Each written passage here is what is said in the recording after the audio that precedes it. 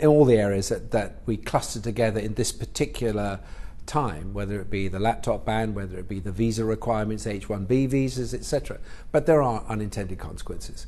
And whether or not the United States government chooses to look at those and see where it is affecting them possibly adversely, it's not for Emirates, it's not for the airline community. There are many stakeholders in this, the hospitality segment, who will also be passing out the same messages. You said this was not a commercial decision, but in a statement from the lobbying group supporting the 3 U.S. carriers, they said that demand has never played a role in the decision of the Gulf carriers. It seems like there is a commercial influence behind the scenes then. Well, all I can say is they would say that anyway.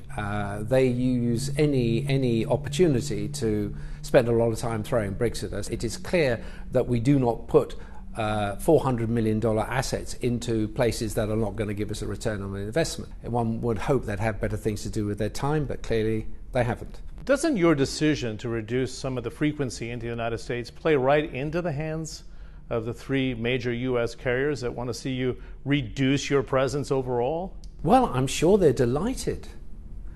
But be careful, because we'll be back. Over which period of time would you suggest? I would say that we will see how the summer goes. We will continue to grow our product and our presence in the United States throughout the cities that we've already serving and others to come. United Airlines and its treatment of that passenger because of the overbooking has been a huge story in the United States. What's your perspective? Let me say it was a disgrace. It shamed the airline industry as a whole. We don't go about our business in that way. It's symptomatic of a corporate culture within that company, from the board and chief executive downwards. And therefore, had it been me in that position, I would have had blue flashing lights on cars going right the way through the company to find out how this could have been allowed to happen in the first place. That was probably the last thing I'd do before I resigned.